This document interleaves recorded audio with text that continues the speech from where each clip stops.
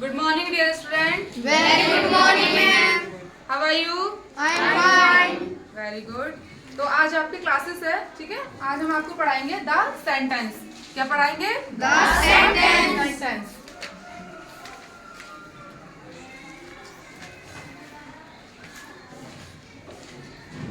Okay? Yes, ma'am. Sentence को हिंदी में बोलते हैं वाक्य. क्या बोलते हैं? वाक्य. वाक्य. ओके? तो डेफिनेशन क्या है इसकी? देखो, ए ग्रुप ऑफ, बोलो मेरे साथ, repeat. A group of birds which gives a complete sense is called sentence. शब्दों का ऐसा समूह जिसका पूर्ण अर्थ निकलता हो उसे सेंटेंस कहते हैं. देखो एक definition note down.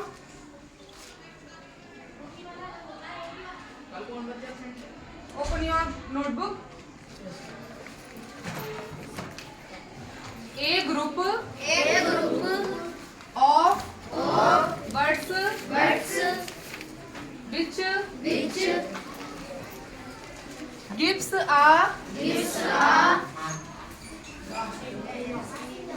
complete sense is called sentence. ठीक है? Yes, ma'am. शब्दों का ऐसा समूह जिसका पूर्ण अर्थ निकलता हो उसे सेंटेंस कहते हैं. जैसे कि example, Aman is my brother. ठीक है? अब ये हमने एक वे में लिख दिया, तो ये क्या हुआ? ये सेंटेंस बन गया. ठीक है? अगर हम इसको ऐसे अमन यहाँ लिख देते हैं, ठीक है, इज यहाँ लिख देते हैं, माई में यहाँ लिख देती हूँ, अब ब्रदर में यहाँ लिख देती हूँ, तो क्या ये सेंटेंस बन गया? नहीं ना, क्योंकि अमन अलग है, इज अलग है, माई अलग है, ब्रदर अलग है. ठीक है? इसको हमने एक लाइन में लिख दिया. ठीक है? क्रम बाय क्रम करके हमने इसको लिख दिया, तब ये क्या बन गया?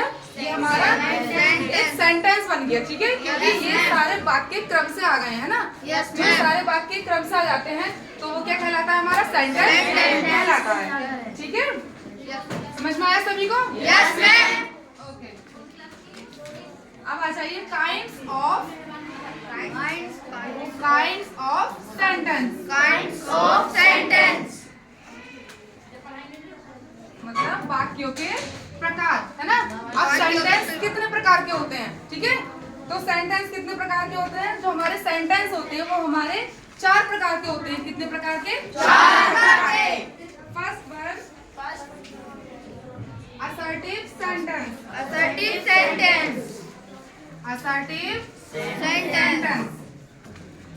ठीक है? Number 2, interrogative sentence.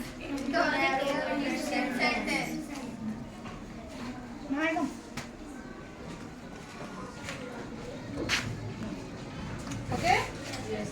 Third one है आपका इम्पेरेटिव सेंटेंस.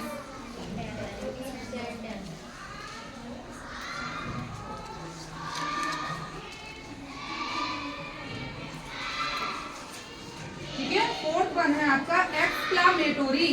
क्या है? एक्सक्लामेटोरी सेंटेंस.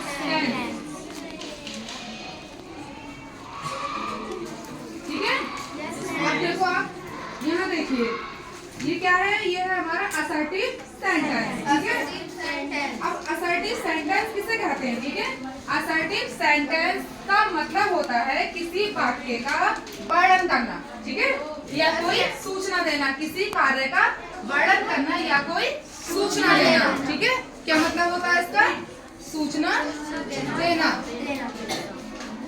तो ये हमारे 2 प्रकार के होते हैं. सूचना हमारी 2 प्रकार की हो सकती है ना, एक पॉजिटिव और एक निगेटिव. तो ये कितने प्रकार के होते हैं? 1 अफर्मेटिव ठीक है, और दूसरी होती है हमारी निगेटिव। सूचनाएं कितने प्रकार की होती हैं? 2 प्रकार की होती है ना, एक अफर्मेटिव, एक अच्छी, और एक पॉजिटिव मतलब निगेटिव, दूसरी नहीं वाली। ठीक है, तो हम इसमें देखो ऐसे करके रवि को समझिए आप, Ravi is a rich man. ठीक है, तो रवि क्या है? रवि एक धनी आदमी है। कौन है? रवि एक धनी आदमी है। तो ये कौन सी हमारी अफर्मेटिव है ना, तो पॉजिटिव है, उसने बता दिया कि ये धनी है। ठीक है, अब सेकंड वन जो हम लिखेंगे, Siya is not a rich woman. ठीक है, तो इसमें क्या बताया? Siya is not a rich woman, मतलब सिया धनी वुमन औरत नहीं है। सिया धनी औरत नहीं है। तो इसमें क्या आ गया? हमारा नॉट आ गया। तो ये कौन सी हो गई? निगेटिव। और ये कौन सी हो गई हमारी? Affirmative.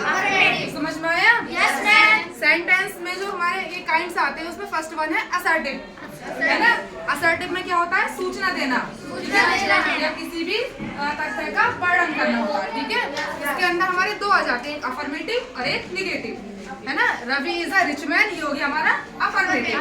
Second one, Siya is not a rich woman, मतलब सिया धनी औरत नहीं है, ये हो गया हमारा नेगेटिव। ठीक है, अब आइए इंटरोगेटिव सेंटेंस।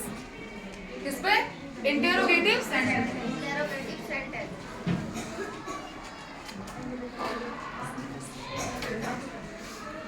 इंटरोगेटिव सेंटेंस में क्या होता है? देखो, इसकी पहचान जो होती है वो होती है क्वेश्चन मार्क से। किससे? इससे। ठीक है,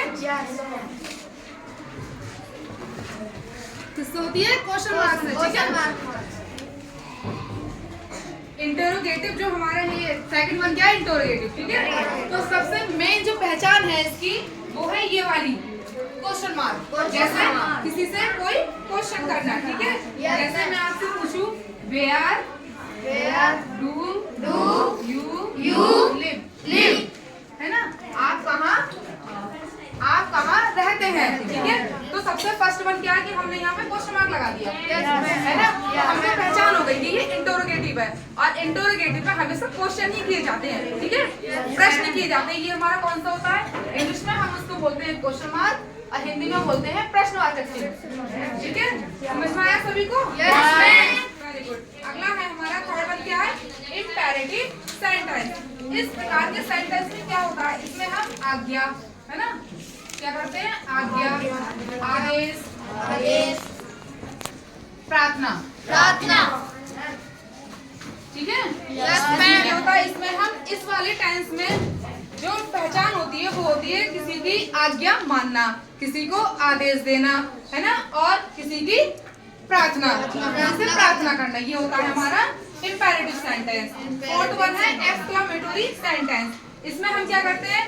हर्ष मतलब खुशी, और शोक, उत्साह, ठीक है, और आश्चर्य। ठीक है, कैसे पहचान होती है कि हमें एक्सक्लेमेटरी, जैसे मान लीजिए किसी की डेथ हो गई तो कहते हैं हो, है ना, ऐसे करके।